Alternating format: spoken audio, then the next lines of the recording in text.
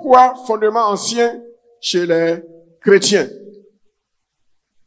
Et c'est à cette question que nous sommes en train de répondre. Mais il fallait d'abord poser le fondement biblique.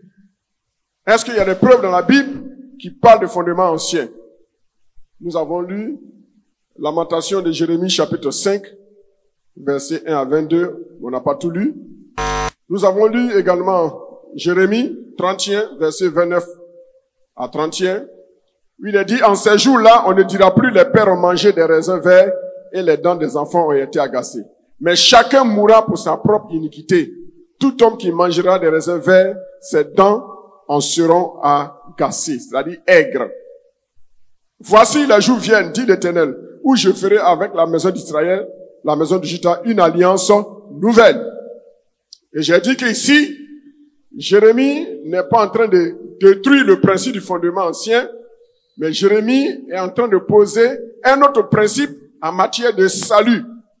C'est pas parce que ton papa est païen que toi tu es condamné à être païen. C'est de ça que le prophète Jérémie parle. Il met ici en relief la réalité du principe, la responsabilité personnelle.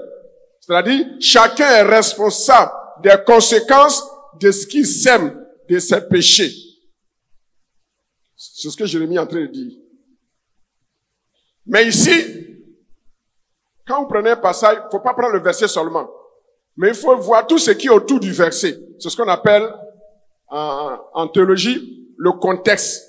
Le contexte, co-texte, ce qui va avec le texte. Tout autour, quand nous lisons, Jérémie n'est pas en train de dire que si un papa a une maladie héréditaire, un temps vient où la maladie héréditaire ne peut plus arriver sur ses descendants. C'est pas de ça que Jérémie parle. Le contexte ici, Jérémie est en train de parler du salut. Parce qu'il parle d'une nouvelle alliance. Est-ce que vous comprenez? Voilà. Dans Ézéchiel 18, 2 à 16, nous avons vu que il a dit que pourquoi dites-vous ce proverbe dans le pays d'Israël? Les pères ont mangé des raisins verts et les dents des enfants ont été agacées. Je suis vivant, dit le Seigneur, l'Éternel. Vous n'aurez plus lieu de dire ce proverbe en Israël. Voici, toutes les âmes sont à moi. L'âme du Fils comme l'âme du Père.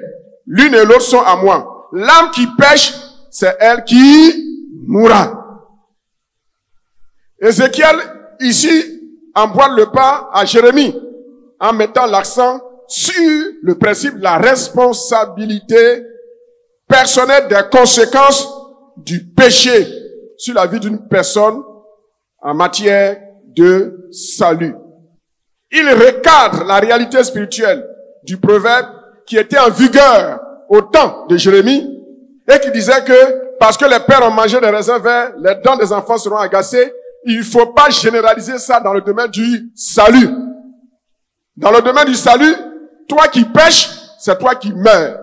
Si papa a péché, il ne connaît pas Jésus, il a refusé Dieu, quand il va mourir, il va en enfer. Si l'enfant qui est issu d'un père sorcier, féticheur, lui il croit en Jésus, lui il sera sauvé.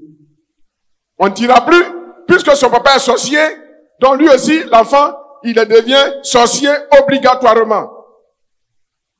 Voilà ce que Jérémie et Ézéchiel sont en train de dire. Il n'est pas en train de nier les conséquences des péchés ancestraux sur la vie socio-existentielle. Mais il parle du salut. Il parle du salut. En matière de salut, l'âme qui pêche, c'est elle qui meurt. Nous avons vu aussi qu'il ne faut pas voir fondement ancien partout. Il ne faut pas voir péché partout. Dans Jean chapitre 9, le verset 1 à 11, l'aveugle de naissance. C'est pas parce que ses parents ont péché. C'est pas parce que lui-même il a péché. Donc c'est pas péché des pères, c'est pas péché personnel. Ce n'est pas fondement ancien de Satan. Mais Jésus dit, c'est pour la gloire de Dieu. Il y a des situations qui arrivent que nous traversons. Et ces situations-là, Dieu les permet pour sa gloire. Quand nous traversons ces situations, nous devons interroger le Seigneur. Seigneur, est-ce parce que je t'ai offensé? Est-ce parce que je suis en train de subir dans ma vie socio-existentielle les conséquences d'un certain comportement de mes pères? Est-ce que mon âme est en train de souffrir des conséquences de certains actes et de certaines mauvaises habitudes que mes parents ont développées? Dieu va te dire non. Est-ce que j'ai péché? Il va te dire non. Il dit, mon fils, ma fille, ce que tu traverses, c'est moi qui l'ai autorisé. C'est ce qu'on appelle la souveraineté de Dieu. Donc, ici, nous ne sommes pas en train de parler de la souveraineté de Dieu. Nous sommes en train de parler de l'opprobre qui est occasionné par les fondements anciens. Et nous avons donné beaucoup d'exemples bibliques. Nous avons donné l'exemple d'Abraham, le patriarche, le père de la foi. Nous avons parlé d'Isaac, qui a hérité le péché du mensonge dans la vie conjugale. Il a hérité ça d'Abraham. Nous avons vu comment Judas, il était lié par le péché du sexe. Comment sa descendance, David, aussi est lié par le péché du sexe. Comment l'enfant de David, Salomon, était un expert en vie de débauche sexuelle. Nous avons vu quand la malédiction plane sur un ancêtre, comment cette malédiction agit sur sa descendance. On a vu le cas de Ruben. Ruben qui a été maudit par son père parce qu'il a couché avec la concubine de son père. Nous avons vu comment cette malédiction agit sur Ruben et sa descendance. Nous avons également vu comment des gens meurent de façon précoce. Et quand les gens meurent de façon précoce, on en parlera, le plus souvent, c'est un signe de fondement ancien. Il ne faut pas dire c'est la volonté de Dieu. C'est la volonté de Dieu. Il faut chercher à savoir. Nous avons vu également le péché, le fondement ancien du péché, de la colère. On a vu ça dans Lévi. Et Moïse qui sort de Lévi, on voit comment ce grand homme de Dieu est un homme colérique et coléreux. Si des hommes qui ont marché avec Dieu comme Moïse, des gens qui ont marché avec Dieu comme Abraham, ils ont eu fondement ancien. Moïse a eu fondement ancien. David, en qui le Saint-Esprit était dans l'Ancien Testament, il a eu fondement ancien. C'est pas nous, parce qu'on est dans le Nouveau Testament. Dans l'Ancien Testament, c'est pas tout le monde qui avait le Saint-Esprit en lui. Mais les gens comme David, ils avaient le Saint-Esprit en eux. C'était une grâce exceptionnelle. Et malgré cela, il y avait fondement ancien. Alors, fondement ancien, on a vu que ça ne met pas en cause l'œuvre de la croix. Comprenez très bien. Le fondement ancien ne met pas l'œuvre de la croix. Ne met pas en cause l'œuvre de la croix. Nous avons vu que quand on est sauvé, c'est l'esprit qui est sauvé d'abord, qui est une nouvelle création. L'âme n'est pas encore une nouvelle création. Donc l'âme, c'est nos pensées, nos goûts, nos émotions, nos sentiments, c'est dans l'âme. Si tu aimes le riz, quand tu te convertis, tu n'as pas le dégoût du riz. Tu continues toujours à aimer le riz. Mais tu manges plus maintenant comme un gourmand. Voilà, c'est là il y a le changement. Mais tu vas toujours aimer ton riz. Tu vas toujours aimer ton sakabo. Tu vas toujours aimer ton akume. Tu vas toujours aimer ton plat préféré. Donc, l'âme ne change pas radicalement. C'est progressivement que l'âme change.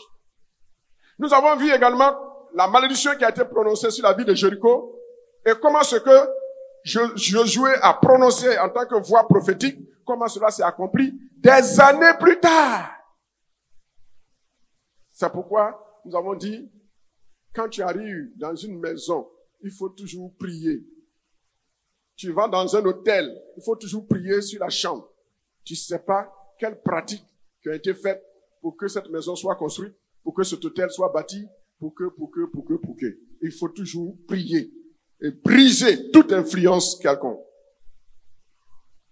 Nous avons également vu comment le fondement ancien arrive parce que tu prends la continuité du travail de quelqu'un d'autre. Donc s'il y avait fondement ancien sur ce qu'il a fait, sur ses fautes en rapport avec le travail, dès l'instant que tu prends la relève, fondement ancien qu'il a laissé là, ça va te poursuivre. On a vu le cas de Saül, contre lequel Dieu était fâché, mais Dieu l'a pas puni pour cette faute qu'il avait commise, mais Dieu va punir cette faute sous le règne de David. Donc, Ils connaissaient toutes ces choses. Quand tu hérites, ceux qui font parade d'héritage là, écoutez-moi très bien. Parade d'héritage, héritage, héritage. Il faut être bien assis dans le Seigneur pour aller faire parade d'héritage. Beaucoup de chrétiens charnels sont morts dans parade d'héritage. S'il y a fondement ancien sur l'héritage, quand tu viens, il faut neutraliser ça. Sinon, ça va t'influencer. Ça a été le cas de David. Et David va se mettre devant Dieu Seigneur. Et le Seigneur va lui révéler. C'est à cause de Saül. Donc, tu es le successeur. Voilà le péché qu'il a commis. Il a tué des gens injustement. Et comme la colère de Dieu s'abat toujours sur le péché, Dieu était obligé de punir. Malheureusement, c'était au temps de David, qui n'a pas commis le péché, mais fondement ancien de Saül le rattrape. Et il demande à Dieu, et Dieu lui donne, et il va résoudre le problème. Nous avons également vu l'exemple de Cam, le troisième, l'un des trois fils de Noé. Il y a Sem, Japheth et Cam. Et Cam a commis un péché grave, et son père est fâché, l'a maudit. Mais pourquoi on ne voit pas la malédiction tomber sur Cam? Et la malédiction va tomber sur le quatrième fils de Cam. Plus tard, dans Exode, on va comprendre. Dans Exode 20, le verset 5. Dieu dit, je punis le péché des pères sur les fils de la troisième ou la quatrième génération de ceux qui me haïssent. Ça veut dire quoi? Si le père a péché et que Dieu n'a pas jugé en ce temps-là de le punir, Dieu, pour que sa colère s'apaise, il faut que forcément le jugement tombe, soit sur le père, soit sur l'aîné, soit sur le deuxième, soit sur le troisième, soit sur le quatrième. Mais Dieu dit, s'il a été trop patient, il peut laisser le père, il peut laisser le fils aîné, il peut laisser le fils cadet. Mais troisième ou quatrième, forcément, il faut que sa colère tombe pour que sa justice soit assouvie. C'est pour cela que Cam qui a péché, la malédiction ne tombe pas sur Cam, mais ça va tomber sur qui? Sur Canaan. Le quatrième fils. C'est troisième ou quatrième. Alors ce matin, il y a une soeur qui m'a posé la question. Et si le premier fils, il est bien. Deuxième, il est bien. Troisième, il est bien. Quatrième, il est bien. Sur qui la malédiction tombe? Je lui ai dit, ma fille, la Bible m'a pas donné de réponse. Je ne peux pas te mentir. Je sais pas. Mais ce que je sais, Dieu a dit, c'est troisième ou quatrième génération. Deuxième raison, pourquoi Dieu n'a pas puni Canaan? Pourquoi Dieu n'a pas puni Cam? Pardon. Cam avait déjà été béni par son père. Dieu ne peut pas se contredire. Quand il t'a béni, il ne peut pas encore sur place venir se dédier pour te maudire. À cause de la bénédiction qui était déjà sortie de la part de Dieu à travers son père Noé, cette malédiction forcément doit tomber sur Cam. Mais Cam a évité la malédiction parce que Dieu venait de le bénir. Il fallait que la malédiction maintenant, le jugement tombe sur un de ses enfants. C'est pourquoi c'est tombé sur Cam. Mais dites-moi, est-ce que c'est par hasard, est-ce que c'est de façon arbitraire que le jugement de Dieu tombe sur la descendance? Belle question. Exode 20, verset 5. C'est pas un homme qui a écrit, c'est Dieu lui-même qui parle. Donc aucun théologien ne peut mettre ce verset en cause. Il dit, sur la descendante de la troisième ou la quatrième génération des enfants qui me haïssent. Et c'est ce que beaucoup de personnes ne comprennent pas. Il ne dit pas, parce que tu es le quatrième enfant de quelqu'un qui a commis un péché et que Dieu n'a pas puni, donc forcément, toi, le troisième ou le quatrième doit te punir. Non! La Bible n'a pas dit ça. Parmi les descendants là, de cet homme sur qui la malédiction devait tomber, et puis elle n'est pas tombée, il faut que dans ces descendances-là, parmi ces descendants, ce soit des personnes qui ne connaissent pas Dieu. Ceux qui haïssent Dieu. Mais si l'enfant d'un sorcier est converti, il se porte bien, comment malédiction de fondement ancien va tomber sur lui? C'est pas normal. Est-ce que vous comprenez? Mais Canaan, lui, il était un sorcier. C'est pour ça que les Africains, là, beaucoup, ont fait de la sorcellerie leur canne. La sorcellerie est peu dans tous les pays du monde. Mais sorcellerie des Noirs, des Africains, c'est trop. C'est à cause de ces pratiques de sorcellerie que c'est sur lui que le jugement de Dieu va tomber. Est-ce que vous comprenez? Ça, c'est très, très important. On voit également David. L'enfant de David qu'on appelle Salomon. Salomon a mal fait. Dieu devait punir Salomon. Il devait diviser le royaume sous Salomon. Mais il dit à cause de David.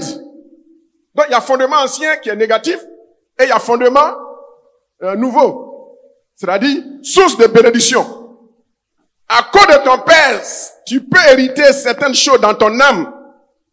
Mais à cause de ton père, tu peux hériter aussi de bonnes habitudes dans ta vie. À cause de David, Dieu va pas punir Salomon. Il dit, ce sera sous un de tes enfants que je vais diviser le royaume. Et c'est sous, je crois, Roboam, c'est ça non? C'est sous Roboam que le royaume a été divisé. Mais est-ce que c'est Roboam qui avait commis le péché? C'est son père, Salomon. Est-ce que vous comprenez? Donc, il y a beaucoup de passages dans la Bible qui montrent que Dieu peut, on appelle ça, différer. Dieu peut différer la punition. Aujourd'hui, nous allons voir les preuves extra-bibliques, c'est-à-dire des exemples pratiques pour que vous puissiez bien comprendre. Alors, pourquoi un enfant qui est né de Dieu, fondement ancien, peut le rattraper? On va lire deux textes. Le premier texte, c'est pour illustrer, et le deuxième, c'est pour expliquer. Lamentation, chapitre 5, versets 1 à 22. On va lire quelques versets. Lamentation de Jérémie. Lamentation de Jérémie, verset 5, chapitre 5.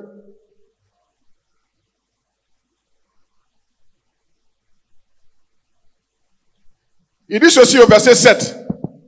Mais pour mieux comprendre, disons à partir du verset 2. Notre héritage, bon, lisons tout. Souviens-toi, Éternel, de ce qui nous est arrivé. Regarde, vois notre opprobre. Ah, le mot opprobre est sorti. Notre héritage a passé à des étrangers. Nos maisons à des inconnus. Nous sommes orphelins sans père. Nos mères sont comme des veuves. Nous buvons notre eau à prix d'argent. Nous payons notre bois. Nous sommes poursuivis le jour sur le coup. Nous sommes épuisés. Nous n'avons point de repos. Nous avons tendu la main vers l'Égypte, vers la Syrie, pour nous rassasier de pain. Nos pères ont péché. Ils ne sont plus. Et c'est nous qui portons la peine de leur iniquité. Des esclaves dominent sur nous et personne ne nous délivre de leurs mains. Nous cherchons notre pain au péril de notre vie devant l'épée du désert. Notre peau est brûlante comme un four par l'ardeur de la faim. Ils ont déshonoré les femmes dans Sion, les vierges dans la vie de Juda. Des chefs ont été pendus par leurs mains. La personne des vieillards n'a pas été respectée. Les jeunes hommes ont porté la meule. Les enfants chancelaient sous des fardeaux de bois. Les vieillards ne vont plus à la porte. Les jeunes hommes ont cessé leur chant. La joie a disparu de nos cœurs. Le deuil a remplacé nos danses, etc., etc. Verset 20. Pourquoi nous oublierais-tu pour toujours? Nous abandonnerais-tu pour de longues années? Fais-nous revivre. Fais-nous revenir vers toi, ô Éternel, et nous reviendrons. Donne-nous encore des jours comme ceux d'autrefois. Nous aurais-tu entièrement rejetés et t'irriterais-tu contre nous jusqu'à l'excès? Voici le cri d'Israël. Voici dans la vie pratique de l'homme, quand les fondements anciens triomphent. Il dit, aujourd'hui nous souffrons. C'est vrai, nous sommes pécheurs. Mais ce n'est pas pour nos péchés que nous sommes en train de souffrir. Nous sommes en train de souffrir à cause des péchés de nos parents. Parce qu'ils t'ont désobéi, nous aujourd'hui, nous sommes devenus des prisonniers. Dans notre propre pays, on boit notre eau, on doit payer. Nos biens sont entre les mains des étrangers. On nous maltraite. C'est un test qui est vraiment très, très, très émouvant. Disons le deuxième test que je vais expliquer et puis on va donner des exemples pratiques et nous allons prier. 1 Pierre chapitre 1, verset 18. Mais lisons même à partir du verset 16. Il dit, vous serez saints, car je suis saint.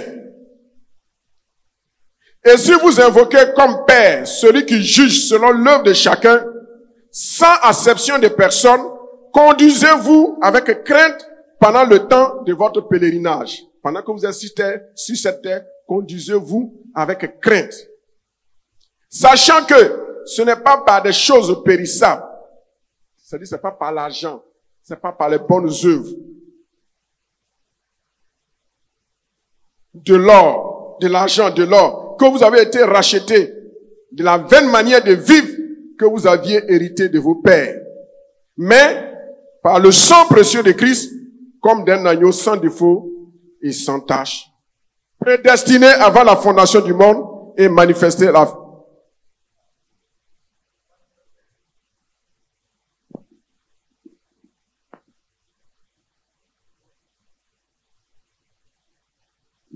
manifesté avant la fondation du monde, du moins, autant pour moi, je reprends. Prédestiné avant la fondation du monde et manifesté à la fin des temps à cause de vous.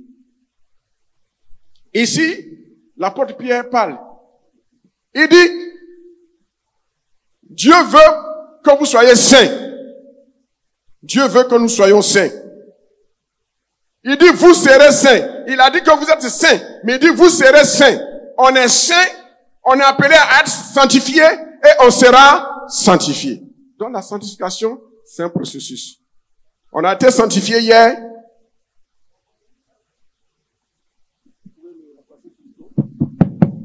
Vous avez été sanctifié hier. Vous continuez à être saint aujourd'hui. Demain, vous serez saint. Alors, il dit, n'oubliez pas que Dieu ne fait point acception de personne. C'est pas parce que tu es pauvre, c'est pas parce que tu es riche, c'est pas parce que tu es intelligent, c'est pas parce que tu donnes beaucoup d'argent à l'église, c'est pas parce que tu fais beaucoup de bonnes œuvres que Dieu te sanctifie. Il dit, fait point acception de personne. Il ne trie pas. Dieu regarde au cœur. Et il dit, conduisez-vous avec crainte pendant le temps de votre pèlerinage. C'est vrai, Dieu nous a sanctifiés. Mais nous devons, dans le présent, continuer à rechercher la sanctification. Il faut bien se conduire. Sachant que ce n'est pas par des choses périssables, par l'argent, par l'or, que vous avez été rachetés la vaine manière de vivre. On a été rachetés la vaine manière de vivre par quoi? Par une seule chose qui est la foi. En qui? En Jésus. Il nous a rachetés de quoi? Voilà là où je vais atterrir. Christ nous a rachetés de quoi? Il dit, il nous a rachetés de la vaine manière de vivre qu'on avait hérité de qui? Non, lisez fort, je ne vous entends pas. Que vous aviez hérité de vos... Ici, ça parle de quoi? Ça parle du présent ou bien ça parle du passé? Ça parle du passé. Donc Pierre reconnaît ici que tout être humain a hérité la vaine manière de vivre de ses parents. Donc pour affronter les fondements anciens, il faut chercher à savoir qu'est-ce qui a triomphé de mes pères? Quelles étaient les limitations de mes parents? Quel type de péché dont mes parents étaient esclaves? Dans quel type de péché ils pataugeaient? Quand ils m'ont mis au monde? Quand moi-même j'ai grandi, quel type de péché moi-même j'ai développé? Et quel type de péché de mes parents j'ai encore développer. Valeur ajoutée. Il y a pour tes parents et il y a pour toi-même. Valeur ajoutée. Donc, Pierre reconnaît que tout homme a un héritage du péché en lui.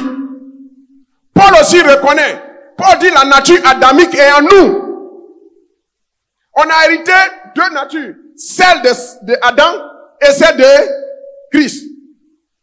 Mais la nature de Christ qui est en nous doit dominer la nature de Adam qui est en nous.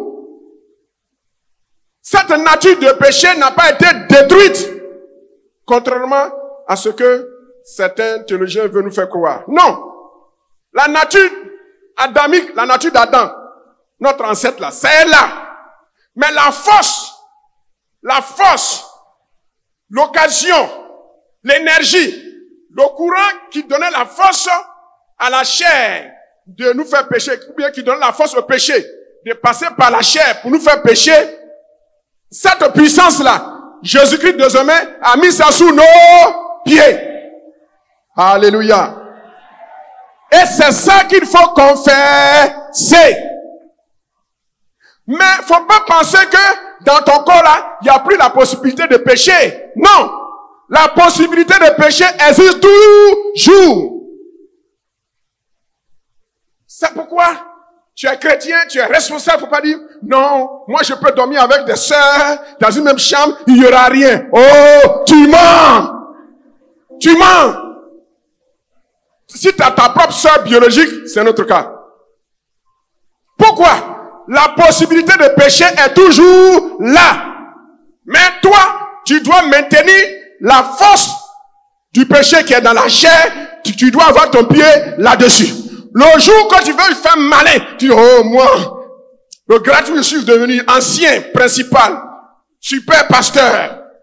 Non, le principal, l'archibishop. Moi maintenant, j'ai atteint un degré de sanctification. Le péché ne me dit plus rien. Je peux voir une sœur nue, ça me dit plus rien. Tu mens! C'est là, le bishop dit, abat! Il faut abattre. Ne dis pas, je suis une sœur. Mon degré de spiritualité est tel que moi, un païen ne peut pas me draguer puis il va avoir qu'un de cause. Non! Il faut toujours maintenir la chair sous ton pied. Il y a la possibilité de pécher. Et en même temps, il y a la possibilité de ne plus pécher. Si nous n'avons pas la possibilité de ne plus pécher, c'est que Jésus-Christ est mort à la croix pour rien. Peuple de Dieu, est-ce que vous me comprenez? Dis à ton voisin, si tu pêches et puis tu dis c'était plus fort que moi, tu mens. Dis-lui. Dis quand il dit non, c'était plus fort que moi, pasteur, tu mens. Le péché n'est plus fort que toi parce que Jésus-Christ est en toi. Est-ce que je parle à quelqu'un? À ce Sinaï, on va casser les papous, hein.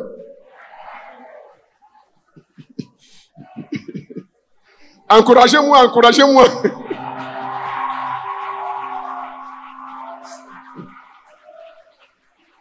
Donc, c'est parce que il y a la possibilité de pécher en nous que nous devons continuer à vivre dans la sanctification de chaque jour.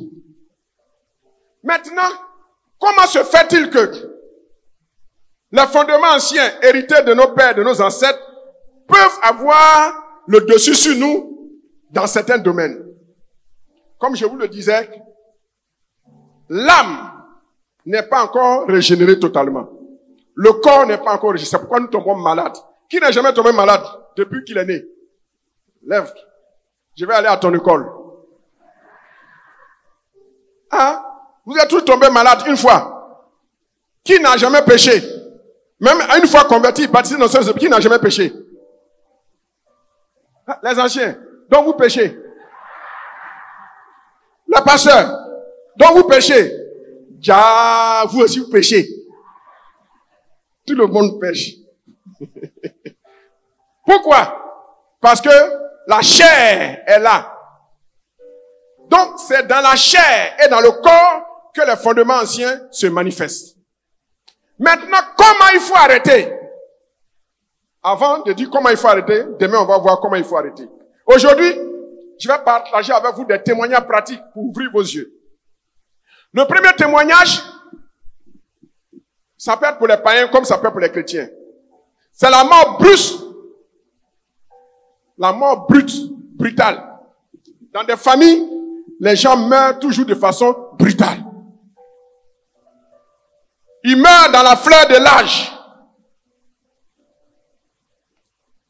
Ils meurent dans la fleur de l'âge.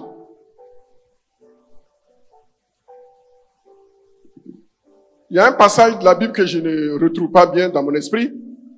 Je crois que c'est dans 1 Samuel, où il a dit que les gens mouraient jeunes à cause d'une malédiction. Cherchez-moi le passage, s'il vous plaît. 1 Samuel.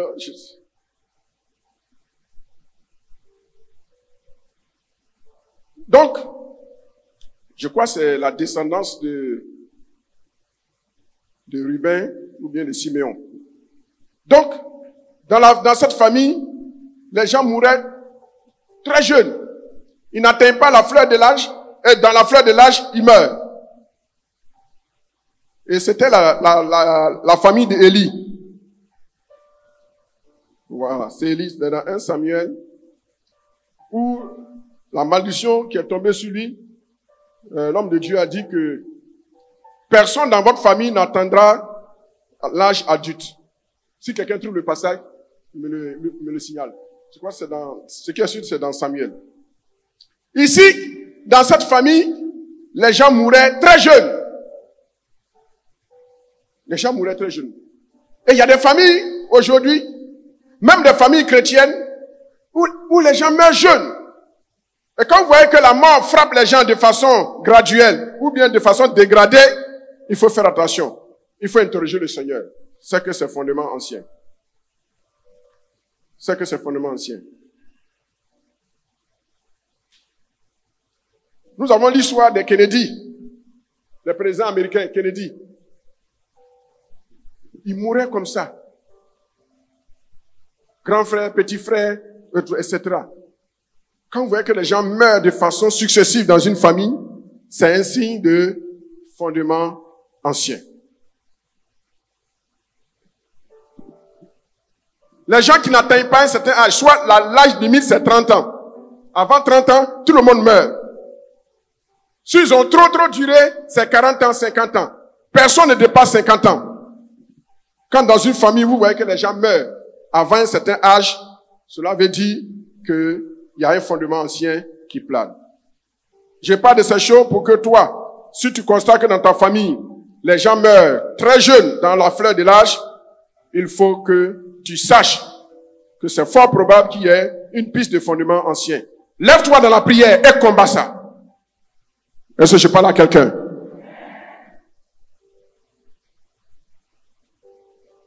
Nous avons également l'exemple d'un diacre. Et malheureusement, cet exemple s'est produit ici. On ne connaissait pas fondement ancien à l'époque. À l'époque, on priait, on prie ensemble, on fait adoration, intercession.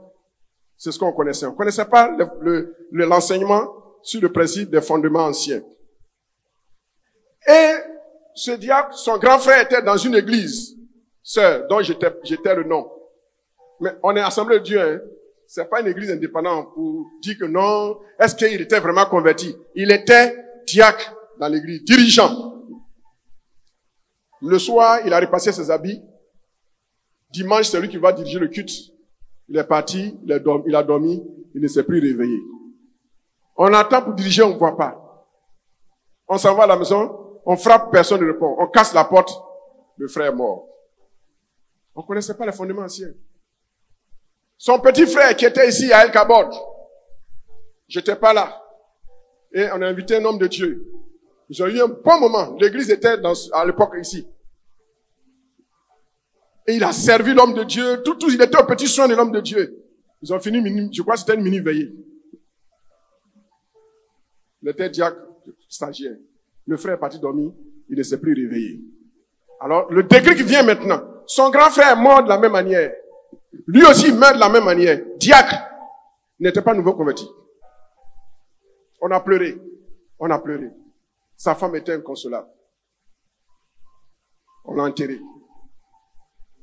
Quelques années, son fils, qu'il avait eu avant de se convertir, il n'avait pas encore, je crois, 10 ans ou 12 ans. Un véhicule écrase l'enfant. Il est mort. Son propre fils, qu'il a eu avec sa femme, qui est une sœur de l'église. 1 an, 2 ans après, dans un rêve, elle voit que ils sont venus réclamer son fils. Et des gens veulent réclamer son fils, ils veulent tuer. À l'époque, maintenant, elle connaissait les fondements anciens. Elle est venue voir la madre. Maman, voici un rêve que j'ai fait. Ma madre lui a dit, ma fille, le diable te poursuit toujours. C'est fondements anciens. La manière dont ton beau-frère est mort, la manière dont ton mari est mort, la manière dont son premier fils est mort, c'est de cette manière qu'ils sont en train de réclamer ton fils. Lève-toi dans le combat. Elle s'est levée dans le combat. Retour à l'envoyeur. Vous savez ce qui s'est passé? Ce qui devait arriver, arriva. On apprend que quelqu'un au village, dans la même semaine, c'est pas nous qui l'avons tué, c'est Dieu. C'est une réalité. Les fondements anciens. Ok, j'ai trouvé le passage. 1 Samuel 2. 1 Samuel 2. 1 Samuel 2, 26. 1 Samuel 2, 26.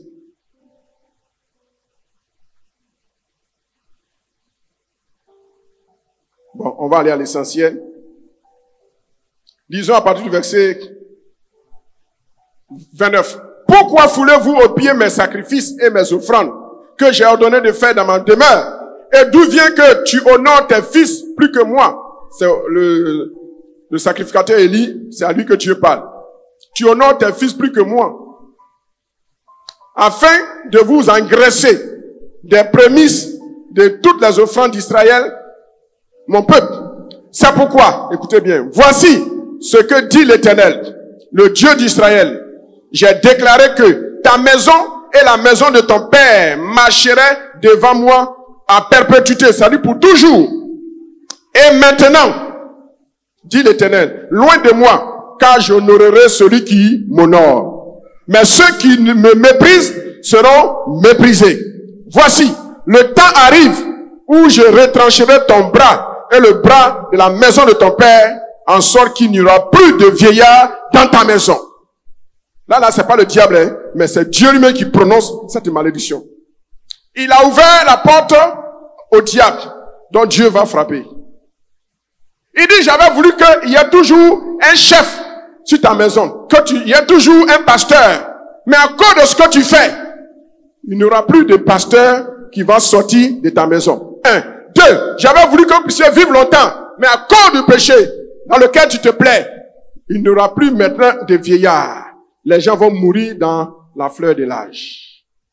C'est pourquoi, quand dans des familles, vous voyez que les gens meurent à l'âge précoce, c'est un signe soit de malédiction de Dieu, soit de malédiction de l'ennemi. Le fondement ancien, c'est une réalité.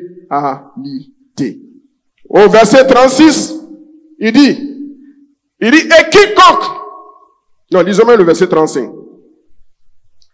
Au verset 35, il dit, je m'établirai. Non, le verset 33. Je laisserai subsister auprès de mon autel l'un des tiens afin de consumer tes yeux et d'attiser ton âme. Mais tous ceux de ta maison mourront dans la force de l'âge. Ça, c'est pas bon, hein. Il dit que je vais mettre quelqu'un, bon, qui est de ta descendance, mais toi-même, ta maison là, ta famille nucléaire là, c'est fini. Puisque tu m'as méprisé, moi aussi, je vais te montrer qu'on ne méprise pas Dieu. Et tu auras pour signe ce qui arrivera à tes 2 fils, Ophni et Phinéas. Ils mourront tous les 2 le même jour, quand Dieu est fâché. Quand on joue avec Dieu, voilà comment Dieu laisse la porte à Satan pour nous cribler, pour nous oppresser jusqu'à la mort. Et l'histoire nous montre que Ophni et Phiné sont morts le même jour au combat.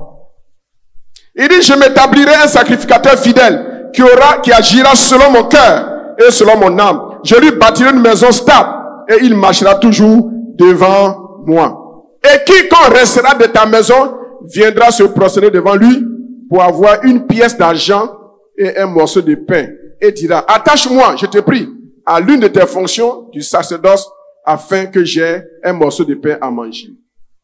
Fondement ancien. Chers frères, chères sœurs, on ne joue pas avec le péché.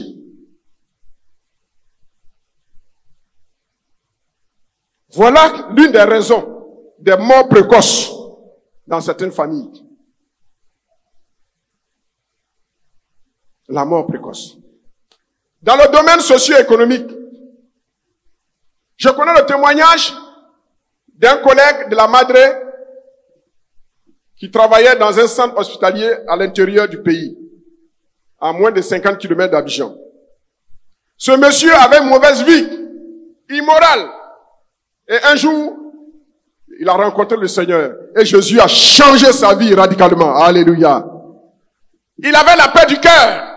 Il ne se vautrait plus dans le péché. Il ne buvait plus. Il ne cherchait plus de femme. Mais sa vie socio-existentielle, c'était la misère. Comme beaucoup d'entre nous, vous qui me suivez. Vous avez la paix du cœur, mais vous n'avez pas la paix du corps. Parce que il y a des blocages par-ci, par-là. Quand ce monsieur s'est converti, il a commencé à croupir sous le poids des péchés. Parce que vous savez, quand on est converti, on ne peut plus faire des micmacs pour avoir de l'argent de façon injuste. Ça, c'est le signe de la conversion. Quand une jeune fille qui se faisait entretenir, qui était maîtresse, qui avait les 3 V, villa, virement, et puis voiture. Si tu te convertis et tu as toujours les 3 V, tu es suspect. Tu n'es pas encore converti. Parce que si tu es converti, tu dois mettre fin aux 3 V. Maintenant, si tu te donnes cadeau, tu prends, mais tu coupes avec lui. Oui, parce qu'il ne doit pas t'arracher tout. Il a profité de toi. On appelle ça mesure de dédommagement.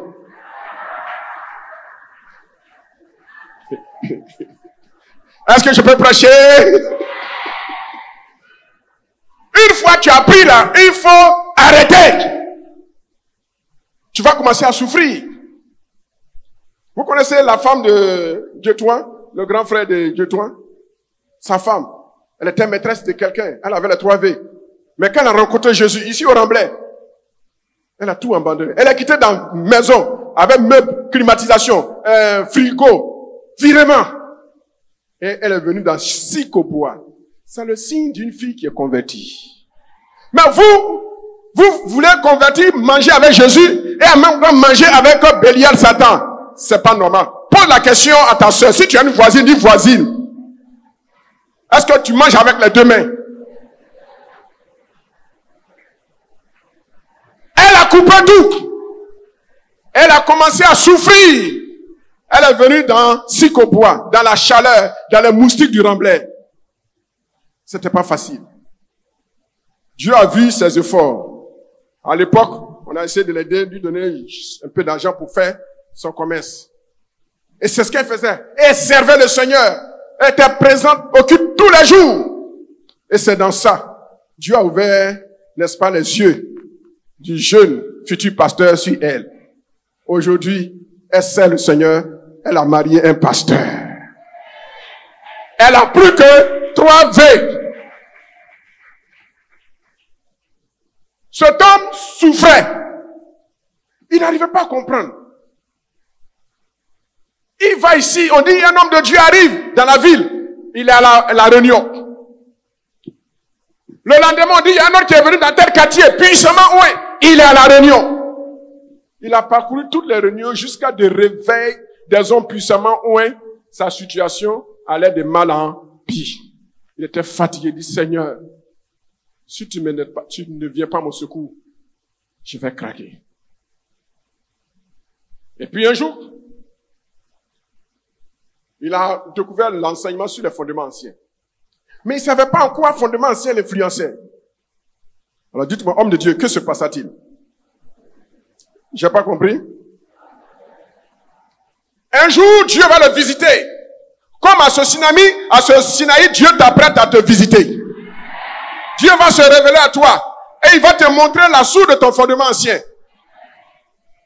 Et dans ce rêve, dans le son qu'il fait, Dieu lui montre un gros arbre.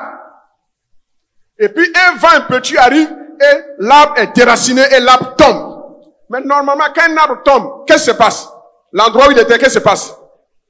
Les racines, il y a des mortes, il y a des trous. Mais l'arbre est tombé et tout était nickel. Il n'y avait même pas de trous, les racines n'étaient pas exposées. Et puis l'ange que Dieu lui montre dans le rêve, l'ange vient, l'ange passe sa main, et puis un trou profond apparaît. Et l'ange lui regarde, il regarde. C'était profond. L'ange met sa main, et il y a un canari qui sort, qui vient à la surface. Le canari n'a pas de cou. L'ange passe sa main, et le cou du canari s'ouvre. Lui dit, regarde. Il regarde à l'intérieur. Qu'est-ce qu'il voit? Je ne dis pas que c'est une doctrine. N'allez pas appliquer ça sur les gens. Tirez la leçon qu'il faut. Il voit son bulletin de paye. Il voit des billets d'argent perforés. Il voit les diplômes, les diplômes de ses enfants. Il voit des habits qu'il avait fait en don à des parents, à des cousins. Il voit ces habits-là dans le trou, dans le canari. Et l'ange de Dieu lui montre. Il dit, voici l'origine de tes blocages. Des gens à qui tu croyais faire du bien. Ces habits que tu leur donnais, ils ont transformé ça en maraboutage. Je ne suis pas en train de vous dire de ne plus faire des dons à vos parents, à vos connaissances. C'est pas ce que j'ai dit. Hein. Est-ce que c'est ce que j'ai dit? Lui, dans son cas, c'était ça. Mais dans ton cas, c'est pas ça. Le monde spirituel, il est très vaste. Il est complexe. Des gens qu'on croit aimer, qu'on croit aider, on a pitié d'eux. Mais eux, ils n'ont pas pitié de toi. Et quand l'ange a fait sortir, et l'ange lui a donné la réponse. Il dit, voilà d'où vient ton problème. Ton économie, ton épanouissement a été envoûté. Tes diplômes, les diplômes de tes enfants ont été envoûtés. C'est pour cela qu'ils ont les diplômes, ils ne peuvent pas travailler. Et c'est pour cela que tu ne peux pas avoir l'argent pour payer l'écolage de tes enfants. Après cette révélation, frères et sœurs, le miracle a eu lieu. Cet homme a commencé à changer ses habits. Il a commencé à avoir l'argent pour payer le collège de ses enfants. Ses enfants ont commencé à progresser dans les études. La vie de cet homme a changé parce qu'il a compris les fondements anciens et parce qu'il s'est mis devant Dieu de tout son cœur et Dieu s'est révélé à lui. Dieu va se révéler aussi à toi à ce Sinaï. Un autre témoignage, c'est le témoignage d'un jeune pasteur. Je l'ai eu à l'institut. Et c'est lui-même qui m'a rendu son témoignage. Vous savez que dans toutes les dénominations, il y a des pasteurs qui ne croient pas au fondement ancien et il y en a qui croient. Et ce jeune pasteur, dont je tais le nom pour sa propre sécurité, il ne croyait pas au fondement ancien.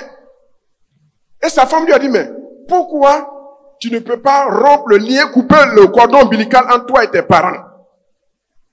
Il dit, votre choix des fondements anciens, hérésie là. Moi, je suis pas dedans. Moi, je suis un dirigeant dans l'église. Je dirige, je prêche. Je suis rempli de cet esprit. Fondement ancien va me faire quoi? Et puis, un jour, d'après son propre témoignage, dans un rêve, Dieu lui montre la réalité du combat spirituel. Un ange de Dieu est venu pour le conduire, pour assister à une réunion des sorciers. Dieu est souverain. Vous croyez que Dieu peut le faire? C'est pas lui-même qui est parti, hein. C'est l'ange de Dieu qui l'a pris. Et il s'en va assister à la réunion des sorciers. Et puis il était là, puis il écoutait. À sa grande surprise, les sorciers disent, cette année, celui qu'on va sacrifier le 31 décembre, c'est un tel. Et c'est son nom que les sorciers ont dit. Il y a des gens, quand ils font des rêves, ils minimisent. Non, moi, je suis chrétien, rien ne peut m'arriver. Mais ça te coûte quoi, quand Dieu te révèle, de te lever dans le combat et de briser et de neutraliser? Ça te coûte quoi? Dis à ton frère, ça te coûte quoi? Ça, c'est de l'orgueil. Alors, Il a réagi en disant, pourquoi est-ce moi que vous voulez prendre? Je n'appartiens pas à votre loge. C'est vrai, il n'appartient pas à leur loge. Vous ne pouvez rien me faire. Et il a minimisé le défi que les sorciers lui ont lancé. Pourquoi un ange de Dieu va te prendre pour aller te montrer le lieu de réunion des sorciers si l'ange ne veut pas te donner une leçon? Les mois ont passé. Et le jour J arriva. Le 31 décembre est arrivé. Frères et sœurs, Satan ne peut rien contre nous, c'est vrai. Mais le combat, Satan, lui, il est déterminé à nous combattre jusqu'à ce qu'il trouve une brèche où il va nous frapper pour nous mettre KO. Il est vaincu. Mais ne prêtons pas le flanc à l'ennemi. Quand Dieu te révèle, c'est pour te lever et prier. Même si le sommeil est profond, que Dieu te réveille à 1h, 2h du matin, il te montre un rêve, tu te réveilles, tu es troublé. Faut pas te rendormir, faut pas dire, au nom de Jésus, et puis je donne. Non, c'est un degré de foi supérieur qui fait ça. Mais quand tu n'as pas encore ce degré de foi-là, lève-toi et prie. Pas la langue, pas la langue. Quand tu n'as rien dit, pas la langue, pas la langue, pas la langue. Il n'a pas fait ça. Le jour J arrive, le 31 décembre. Le frère, brusquement, il a commencé le matin à avoir mal au ventre. Sa femme dit, chérie. Dans le rêve là, les sorciers ont dit le 31 décembre. Celui qui est en Christ, il a une nouvelle créature. Les choses anciennes sont passées. Il ne peut rien me faire. La diarrhée a commencé à s'intensifier. À 10h, à midi, à 14h. Sa femme dit, mais chérie, ça te coûte quoi de couper le cordon ombilical entre toi et tes parents et de révoquer ce que l'ennemi a dit? La Bible dit que c'est en parlant. Hein, la vie et la mort sont au pouvoir de la langue. Donc si tu veux la vie, il faut parler. Il faut déclarer les propos de la vie. Il a minimisé. Il a commencé à perdre presque son nom. Quand vous faites une diarrhée, ne jouez pas avec. Même si c'est pas une attaque démoniaque, quand vous faites une diarrhée, buvez de l'eau salée. Il n'a pas fait ça. Il était en train de mourir. Dieu merci. C'est vrai, il n'allait pas mourir, mais Dieu voulait lui faire la leçon. Mais s'il était têtu, Dieu allait le laisser mourir. Combien de personnes ne sont-elles pas mortes à cause de leur naïveté, à cause de leur orgueil? Vous arrivez au ciel et puis le ciel est triste. Il y a beaucoup de chrétiens qui meurent, ils vont au ciel et puis le ciel est triste. Pourquoi? Parce que c'est pas ce jour-là et à cette heure-là qui devait arriver. Le ciel est triste, on les accueille pas en fanfare. Parce que c'est des rebelles. Comme Dieu ne peut pas les envoyer en enfer, il les accepte comme ça.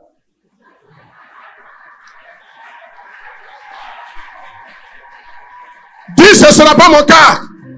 Dis, ce ne sera pas mon cas. Et sa femme a mis pression, les femmes. C'est sans cela que je vous respecte.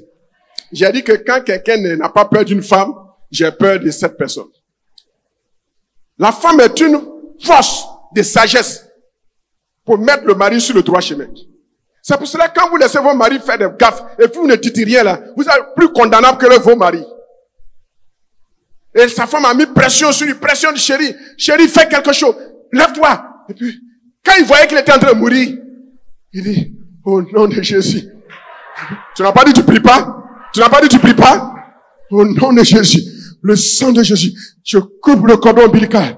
Le sorcier peut rien contre moi. Le sang de Jésus me couvre.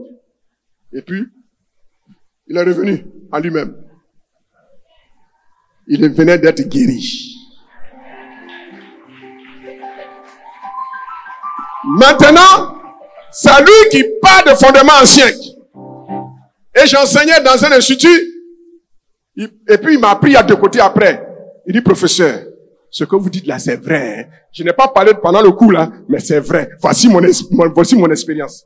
Ah, il était sage. Fondements anciens. Ne jouez pas avec. Ne jouez pas avec. Je connais également le cas. Les fondements anciens se manifestent dans le domaine des fiançailles qui n'ont jamais lieu.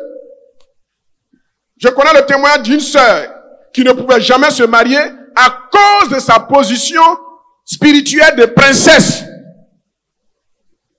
Dans le monde physique, elle est issue d'une famille royale, elle était princesse. Et dans le monde spirituel, elle était aussi une princesse. Cette sœur de lignée princière royale, à cause de cette position, chaque fois qu'elle arrivait à se fiancer, les fiançailles n'aboutissaient pas. À plusieurs reprises, elle a subi des des ruptures de fiançailles. Ça se cassait, ça se cassait. Les fiançailles se brisaient. Et le plus souvent, elle était proche du mariage, et puis, ça s'arrête. Quand vous passez une fois, 2 fois, ça peut se comprendre, 3 fois, 4 fois, 5 fois, 6 fois, vos fiançailles n'aboutissent pas, il doit avoir fondement ancien derrière. Interrogez bien Dieu. Alors, elle a commencé, elle était au bord de la dépression, de la déprime. Pourquoi? La révélation lui faisait défaut. Elle était mariée à un mari de nuit dans le monde spirituel. C'est pour cela que quand vous convertissez, passez par la cure d'âme, passez par la délivrance. Votre esprit est sauvé, mais l'âme et le corps ne sont pas encore sauvés. Les démons influencent dans l'âme et dans le corps. N'entrez pas dans l'église rapidement, courir après le poste. Parce que c'est honteux qu'un dirigeant soit possédé.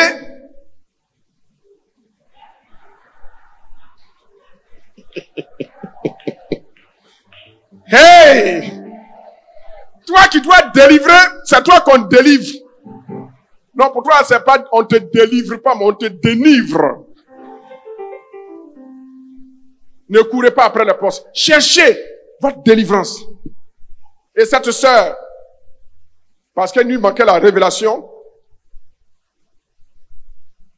elle a connu cette oppression, cet opprobre. Vous savez, l'ennemi ne demeure pas, hein. On l'a chassé. Mais la Bible dit que quand un démon est dans une maison, puis on le chasse, il s'en va. Et puis il revient après. Et quand il voit que la maison, il y a personne dedans, qu'est-ce qu'il fait? Il s'en va prendre 7 esprits plus dangereux. Et ils viennent. Et s'il voit qu'il y a personne, ils viennent rentrer dans la maison. Et la situation de cette personne devient pire. C'est Jésus qui a dit ça. C'est pas un homme. Donc, le combat spirituel est une réalité. Ceux qui refusent le combat spirituel vont subir les attaques des fondements anciens. À sa conversion, elle n'avait pas reçu l'enseignement. Et c'est après sa délivrance, pendant qu'ils étaient en train de faire sa délivrance, que les démons ont été obligés de parler. Et ici, ils sont bêtes. Au lieu de se taire, ils parlent. C'est le feu de Dieu, du Saint-Esprit en nous qui les pousse à parler. Au nom de Jésus. Alléluia! Même si tu es un nouveau converti, tu as le Saint-Esprit, tu as l'onction, tu es passé dans le Saint-Esprit, tu peux chasser les démons. Et les démons vont parler, vont dire, nous on l'a mariée, elle est notre femme. Elle est une princesse. Et une princesse ne doit pas marier n'importe qui qu'un prince. Beaucoup de maris de nuit sont à l'origine du blocage des fiançailles et des mariages de beaucoup de sœurs. Fondement ancien, c'est une réalité. Je vais vous rendre 3 derniers témoignages et puis on va prier. Fondement ancien n'a pas peur de pasteur. Le témoignage que je vais vous rendre maintenant, c'est le témoignage d'un pasteur. Il est authentique. Vous pouvez ne pas croire, vous pouvez croire, ça ne m'empêche pas de continuer à prêcher. Cet homme, il était un pasteur. Les gens vont dire non, mais un païen même peut être pasteur. Ça c'est vrai. Mais dans ce cas, il n'était pas païen. On a tout le temps de prier, mais il faut que vous compreniez la parole de Dieu comme fondement, et puis on va prier. Vous avez compris? On a 5 semaines de prière devant nous. Donc, un homme qui a un teint normal, teint noir ou teint clair, qui va devenir albinos. Vous avez une fois vu ça? Non, si quelqu'un a une fois vu quelqu'un qui est normal puis devient albinos, levez la main, je vais voir. Tu as déjà vu ça? Viens ici. Elle dit, elle a déjà vu ça. Il est normal, et puis il devient albinos après. Viens ici, tu vas m'expliquer.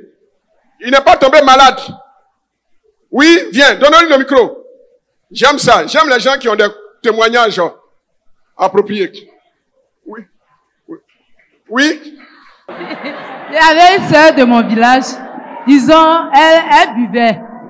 Elle buvait un peu, et puis elle partait de homme à homme. Dans ça, elle est tombée malade. Et puis tout son corps, elle est devenue albinos. Vrai albinos. Vrai albinos. Ok. Donc vous comprenez, elle dit, elle avait une mauvaise vie. Une vie de prostituée, elle allait de homme en homme. Et puis elle est devenue albinos après. Je vais vous expliquer. Merci beaucoup pour... On acclame le Seigneur pour son témoignage. Alors, ce pasteur, tout ce qu'il faisait échouait. Dans son ministère, il commence une église, l'église se casse. Il va, il reprend notre église, l'église se casse. Il partait d'échec en échec. Son église se divisait. L'église commence bien, après ça se divise. Les divisions dans les églises, je ne parle pas de la subdivision, mais les divisions dans les églises sont l'œuvre des démons.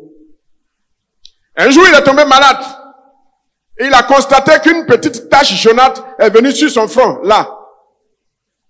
Et puis progressivement, la tache a commencé à s'agrandir. Le teint d'un albinos. Ça a commencé à prendre tout son front. Prendre tout son corps progressivement. Alors, le monsieur progressivement, il est devenu jaunâtre, il est devenu albinos. Il est parti à l'hôpital. La médecine n'a pas pu expliquer. La médecine dit, on ne devient pas albinos, on est albinos. Alors, c'est ainsi qu'il va aller de prière en prière et il va découvrir une église où on menait le combat spirituel sur les fondements anciens. Dans la cure d'âme, c'est pourquoi les pasteurs sont là pour la cure d'âme pendant les temps de pause. Et pour la ligne de prière, dimanche et lundi, on va consacrer le temps, dimanche après le culte, aux entretiens en vue de la ligne de prière.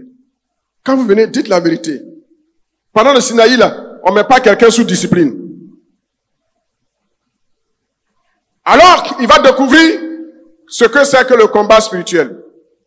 Et au cours de la cure d'âme, une révélation va sortir que ses ancêtres avaient fait une alliance avec les démons. Et la clause du contrat, écoutez très bien ce que je suis en train de dire. La clause du contrat, c'était quoi? Les démons, les esprits allaient rendre sa famille, ses ancêtres, très, très, très riches. Mais en échange, tout albinos qui allait venir, qui allait sortir de la maison, était pour eux les démons, le diable. Le diable a commencé à les rendre riches. Ils ont commencé à prospérer. Vous voyez, quand vous voyez des gens qui n'étaient rien, et puis brusquement ils deviennent multimilliardaires, dans le fondement ancien de Dieu a dit, tu deviendras riche à la sueur de ton front. Et puis, qu'est-ce qui se passe?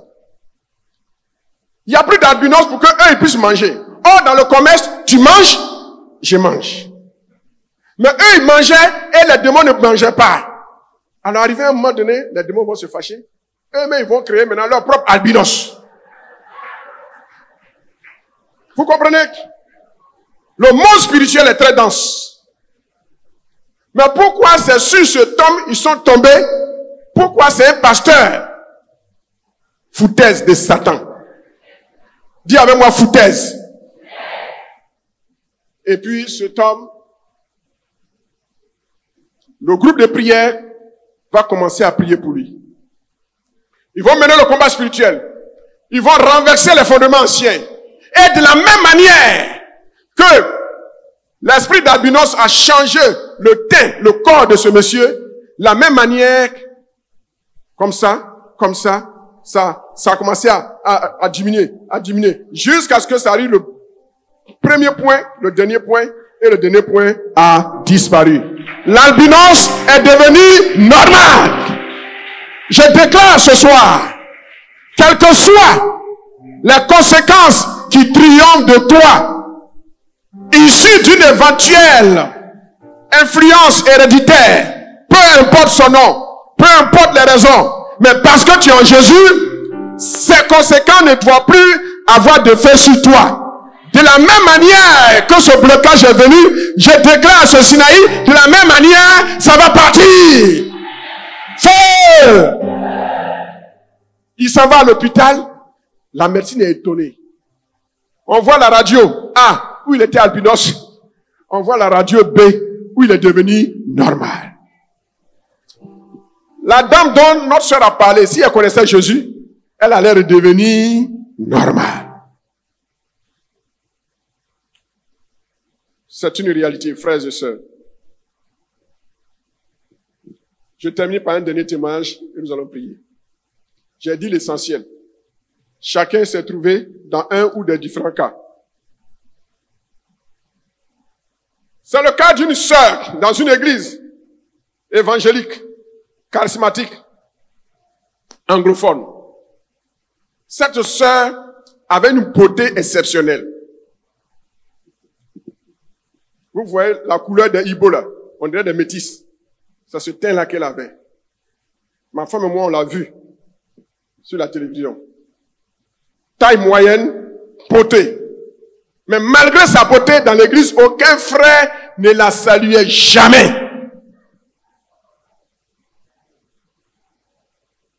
Il y a beaucoup comme ça. Vous êtes très jeune, vous êtes très belle, vous avez toutes les qualités intellectuelles, beauté esthétique, même beauté financière.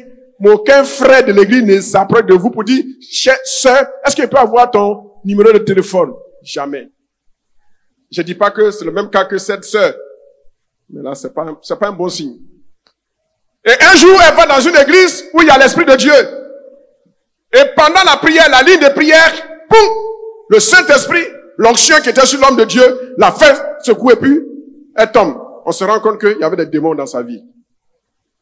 Et les démons parlent. Elle nous appartient. Quoi? Quelqu'un qui est en Christ, il vous appartient, vous êtes passé où pour l'avoir? Fondement ancien.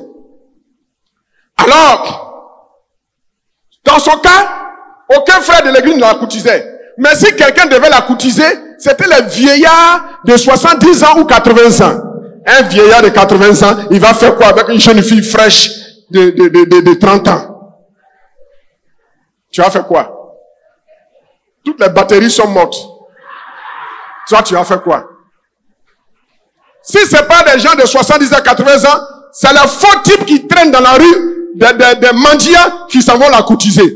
Que cela ne soit pas ton cas au nom de Jésus. Que cela ne soit pas ton cas au nom de Jésus. Après ce Sinaï, et même pendant ce Sinaï, tu vas recevoir des coups de fil de connexion. Est-ce que je parle à quelqu'un? Alors, après sa délivrance, elle va, et puis, en rêve, Dieu lui donne un songe. Et dans le songe, quelqu'un vient et puis la menace. Pourquoi as-tu quitté la cage où on t'avait mise? Pourquoi as-tu quitté la cage où on t'avait mise? Lisez Ésaïe 42, verset 22, arrivé à la maison. On les a mis dans des cachots, dans des prisons. Et personne ne dit, délivre, personne ne dit, restitue. Quand vous êtes dans les prisons des fondements anciens, c'est comme on ne vous voit pas. Votre diplôme, on ne voit pas. Vous pouvez avoir un diplôme de bac 5, plus 5, mais quand on vous voit, on vous donne quelqu'un qui a un diplôme de BPC. Vous pouvez être docteur, mais quand on vous voit, on vous donne niveau de quelqu'un qui vient à peine d'avoir le bac. Vous êtes qualifié. On reconnaît votre qualité, votre qualification, mais on ne vous embauche jamais. Fondement ancien. Qui t'a dit de quitter la prison? Elle a répondu, au nom de Jésus-Christ, je ne retournerai plus jamais de cette prison. Et le feu du Saint-Esprit a chassé les démons. Le lendemain, c'est pas une semaine, c'est pas un mois. Écoutez-moi très bien. Quand Dieu a l'œuvre, il n'a pas besoin de longtemps. Le lendemain, elle est sous la douche. On ne dit pas je suis dans la douche. On dit je suis sous la douche. Elle est sous la douche. Elle revient voir que son cellulaire a crépité au moins 20 fois. Elle qui n'avait pas de coup de fil, mais après sa délivrance, elle va recevoir le lendemain 20 coups de fil. Quand c'est comme ça, là, vous commencez par quel appel? On commence par le dernier. Vous êtes intelligent. Alors, elle décroche le dernier, puis elle appelle. Allô? Puis quelqu'un répond au bout du fil. C'est un frère. À qui ai-je l'honneur? Oh, je suis un frère de l'église. Je voudrais qu'on ait un rendez-vous pour aller prendre un pot ensemble. On va causer. Mais depuis qu'elle est dans l'église, personne l'a jamais appelée. Parce qu'elle était dans la prison. Vous êtes venu à ce Sinaï. Après ce Sinaï, le Saint-Esprit va vous faire sortir des prisons. Elle est partie au rendez-vous. Et puis, il y a eu connexion. Et devinez ce qui devait arriver. Arriva. Elle s'est mariée. Elle s'est fiancée avec quelqu'un de son âge, de sa génération intellectuelle, qui travaille bien et elle s'est mariée. Les fondements anciens, c'est une réalité. On perd dans l'église et fondements anciens peut nous bloquer toutes les portes. Est-ce qu'on peut se tenir debout? Nous allons prier. Je t'adore. Toutes les pistes éventuelles Oui, je que l'ennemi veut t'adore. utiliser pour te maintenir, pour bloquer ta destinée, pour te mettre en retard, tu vas te lever dans la prière et tu vas faire barrage à l'ennemi au nom de Jésus. C'est dans le domaine du travail, dans le domaine du mariage, dans le domaine de la promotion, dans quel domaine, je ne sais pas. Dans votre famille, les gens meurent vite. Dans votre famille, c'est des clochards. Dans votre famille, c'est des paresseux, c'est des buvards, c'est des alcooliques, des impudiques, des voleurs. Lève-toi dans le combat. Lève-toi dans la prière. Prions ensemble. Prions ensemble. Vous avez été édifié? Partagez ce message et transformez une vie. Pour plus d'enseignements, abonnez-vous à nos pages. Que Dieu vous bénisse.